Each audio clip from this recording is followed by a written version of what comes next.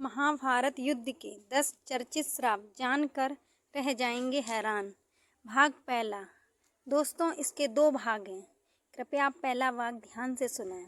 संस्कृत भाषा के श्राप का अपभ्रंश है। सांप को उर्दू में बद्दुआ देना कहते हैं तो अंग्रेजी में कर्स कह सकते हैं। कई जगह सांप को शार्प यानी तीखे रूप में भी प्रयोग किया गया है।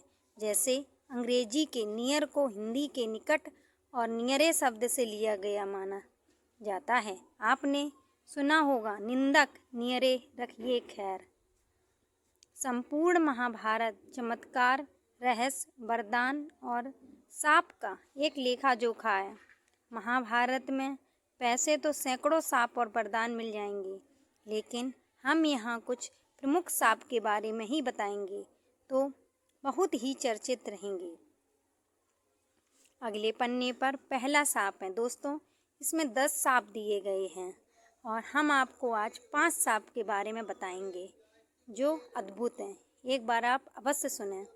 एक बार द्यू नामक वसु ने वशिष्ठ ऋषि की कामधेनु का हरण कर लिया। इससे वशिष्ठ ऋषि ने द्यू से कहा कि ऐसा काम तो मनुष्य करते हैं, इसलिए तुम 8 वसु मनुष्य हो जाओ। यह सुनकर वसुओं ने घबराकर वशिष्ठ जी की प्रार्थना की तो उन्होंने कहा कि अन्य वसु तो वर्ष का अंत होने पर मेरे शाप से छुटकारा पा जाएंगे, लेकिन इस द्यू को अपनी करनी का फल भोगने के लिए 1 जन्म तक मनुष्य बनकर पीड़ा भोगनी होगी। यह सुनकर वसुओं ने गंगा जी के पास जाकर उन्हें वशिष्ठ जी के शाप को विस्तार से बताया और यह प्रार्थना की कि आप मृत्युलोक में अवतार लेकर हमें गर्भ में धारण करें और ज्यों ही हम जन्म लें हमें पानी में डुबो दें। इस तरह हम जल्दी से सभी मुक्त हो जाएंगे। गंगा माता ने स्वीकार कर लिया और वे युक्तिपूर्वक शांतनु राजा की पत्नी बन गईं और शांतनु से वचन भी ले लिया। शांतनु से गंगा के गर्भ में पहले जो 7 पुत्र पैदा हुए थे, उन्हें उत्पन्न होते ही गंगा जी ने पानी में डुबो दिया, जिससे 7 वसु तो मुक्त हो गए। लेकिन 8वें में शांतनु ने गंगा को रोककर इसका कारण जानना चाहा। गंगा जी ने राजा की बात मानकर वसुओं को वशिष्ठ के शाप का सब हाल कह सुनाया। राजा ने उस 8वें पुत्र को डुबोने नहीं दिया और इस वचन भंगता के कारण गंगा 8वें पुत्र को सौंपकर अंतर्ध्यान हो गई। यही बालक द्यू नामक वसु था। यही बालक आगे चलकर भीष्म कहलाया। अगले पन्ने पर दूसरा सांप। अम्बा का सांप। सत्यवती के गर्भ से महाराज शांतनु को चित्रांगद और विचित्रवीर नाम के 2 पुत्र हुए। शांतनु की मृत्यु के बाद चित्रांगद राजा बनाए गए, किंतु गंधर्वों के साथ युद्ध में उनकी मृत्यु हो गई। तब विचित्रवीर बालक ही थे। फिर भी भीष्म विचित्रवीर को सिंहासन पर बैठाकर खुद राजकार्य देखने लगे। विचित्रवीर के युवा होने पर भीष्म ने बलपूर्वक काशीराज की 3 पुत्रियों का हरण कर लिया और वे उसका विवाह विचित्रवीर से करना चाहते थे, क्योंकि भीष्म चाहते थे कि किसी भी तरह अपने पिता शांतनु का कुल बढ़े। लेकिन बाद में बड़ी राजकुमारी अम्बा को छोड़ दिया गया, क्योंकि वह शाल्वराज को चाहती थी। लेकिन शाल्वराज के पास जाने के बाद अम्बा को शाल्वराज ने स्वीकार करने से मना कर दिया। अम्बा के लिए यह दुखदायी स्थिति हो चली थी। अम्बा ने अपनी इस दुर्दशा का कारण भीष्म को समझकर उनकी शिकायत परशुराम जी से की। परशुराम जी ने अन्याय के खिलाफ लड़ने की ठानी। परशुराम जी ने भीष्म से कहा कि तुमने अम्बा का बलपूर्वक अपहरण किया है, अतः अब तुम्हें इससे विवाह करना होगा, अन्यथा मुझसे युद्ध के लिए तैयार हो जाओ। भीष्म और परशुराम जी का 21 दिनों तक भयंकर युद्ध हुआ अंत में ऋषियों ने परशुराम को सारी व्यथा कथा और ब्रह्मचर्य के प्रण की बात सुनाई और भीष्म की स्थिति से भी उनको अवगत कराया।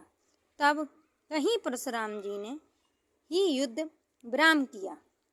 बाद में अम्बा ने बहुत ही द्रवित होकर भीष्म को कहा कि तुमने मेरा जीवन बर्बाद कर दिया और अब मुझसे विवाह करने से भी मना कर रहे हो।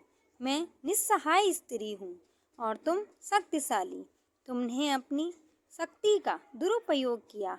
मैं तुम्हारा कुछ भी नहीं बिगाड़ सकती, लेकिन मैं पुरुष के रूप में दोबारा जन्म लूँगी और तब तुम्हारे अंत का कारण बनूंगी।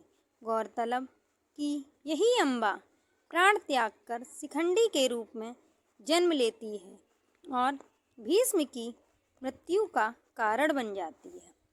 अगले पन्ने पर तीसरा शाप। पांडु को दिया ऋषि ने श्राप। भीष्म की प्रतिज्ञा के बाद कुरुवंश का इतिहास बदल गया। महाभारत के अनुसार पांडु अम्बालिका और ऋषि वेदव्यास के पुत्र थे। वे पांडवों और धर्मपिता और धृतराष्ट्र के छोटे भाई थे। धृतराष्ट्र के अंधे होने के कारण पांडु को हस्तिनापुर का शासक बनाया गया। एक बार राजा पांडु अपनी दोनों रानियों कुंती और माद्री के साथ आखेट कर रहे थे कि तभी उन्होंने मृग होने के भ्रम में बाढ़ चला दिया, जो एक ऋषि को जाकर लगा। उस समय वह ऋषि अपनी पत्नी के साथ सहवास कर रहे थे और उसी अवस्था में उन्हें बाढ़ लग गया। इसलिए उन्होंने पांडु को श्राप दे दिया कि जिस अवस्था में उनकी मृत्यु हो रही है, उसी प्रकार जब भी पांडु अपनी पत्नी के साथ सहवासरत होंगे तो उनकी भी मृत्यु हो जाएगी। उस समय पांडु की कोई संतान नहीं थी। अब उनके लिए यह संकट की बात हो गई थी। जब उन्होंने यह बात कुंती को बताई तो कुंती ने उन्हें ऋषि दुर्वासा द्वारा उनको मिले वरदान की बात कही। इस वरदान से कुंती किसी भी देवता का आवाहन कर उन्हें बुलाकर उनके साथ नियोग कर सकती थी। विवाह पूर्व उन्होंने सूर्य देव का आवाहन किया था, जिसके चलते कर्ण का जन्म हुआ, लेकिन कुंती ने लोक लाज्जा के कारण उसे नदी में बहा दिया। खैर, पांडु मान गए। तब कुंती ने एक एक कर कई देवताओं का आवाहन किया। इस प्रकार माद्री ने भी देवताओं का आवाहन किया। तब कुंती को 3 और माद्री को 2 पुत्र प्राप्त हुए, जिनमें युधिष्ठिर सबसे ज्येष्ठ थे। कुंती के अन्य पुत्र थे भीम और अर्जुन तथा माद्री के पुत्र थे नकुल व सहदेव। कुंती ने धर्मराज वायु एवं इंद्र देवता का आह्वान किया था, तो माद्री ने अश्विन कुमारों का। एक दिन वर्षा ऋतु का समय था और पांडु और माद्री वन में विहार कर रहे थे।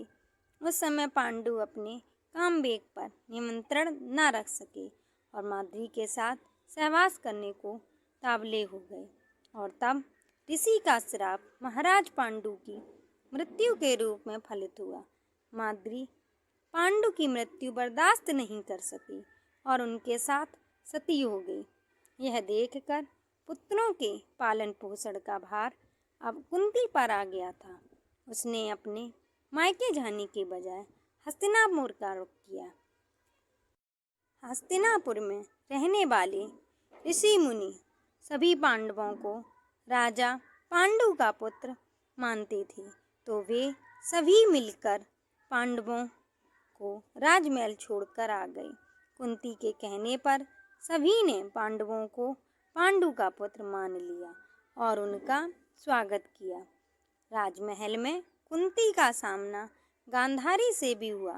कुंती वसुदेव जी की बहन और भगवान श्री कृष्ण की बुआ थी, तो गांधारी गंधार नरेश की पुत्री राजा धृतराष्ट्र की पत्नी थी। अगले पन्ने पर चौथा साल। कर्ण को मिला शाप। उस काल में द्रोणाचार्य, परशुराम और वेद व्यास को ही ब्रह्मास्त्र चलाना और किसी के द्वारा ब्रह्मास्त्र का प्रयोग किए जाने पर उसे असफल कर देना याद था। उन्होंने यह विद्या अपने कुछ खास शिष्यों को ही प्रदान की थी।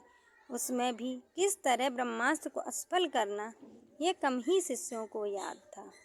जब द्रोणाचार्य ने कर्ण के सूत पुत्र होने को जानकर ब्रह्मास्त्र विद्या सिखाने से इनकार कर दिया, तब वे परशुराम के पास पहुंच गए। परशुराम ने प्रण लिया था कि वे इस विद्या को किसी ब्राह्मण को ही सिखाएंगे, क्योंकि इस विद्या के दुरुपयोग का खतरा बढ़ गया था। उस काल में तापस, कुशाग्र, विनम्र, ब्रह्मज्ञाता और विद्यावान लोगों को ही ब्राह्मण कहा जाता था। कर्ण यह सीखना चाहता था, तो उसने परशुराम के पास पहुंचकर खुद को ब्राह्मण का पुत्र बताया और उसने यह विद्या सीख ली। परशुराम ने ब्रह्मास्त्र के अलावा कर्ण को अन्य सभी अस्त्र शस्त्र की शिक्षा दी थी। ये फिर एक दिन जंगल में कहीं जाते हुए परशुराम जी को थकान महसूस हुई। उन्होंने कर्ण से कहा कि वे थोड़ी देर सोना चाहते हैं। कर्ण ने उनका सिर अपनी गोद में रख लिया।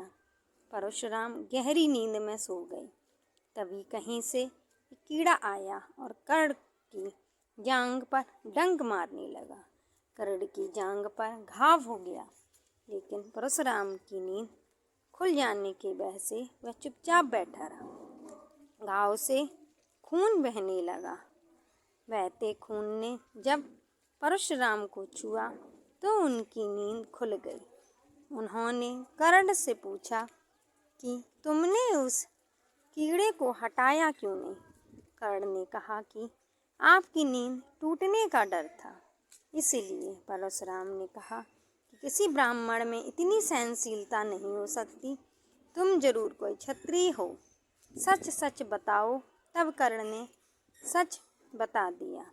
क्रोधित परशुराम ने कर्ण को उसी समय शाप दिया कि जो भी विद्या सीखी है वह झूठ बोलकर सीखी है, इसलिए जब भी तुम्हें इस विद्या की सबसे ज़्यादा आवश्यकता होगी तभी तुम इसे भूल जाओगे।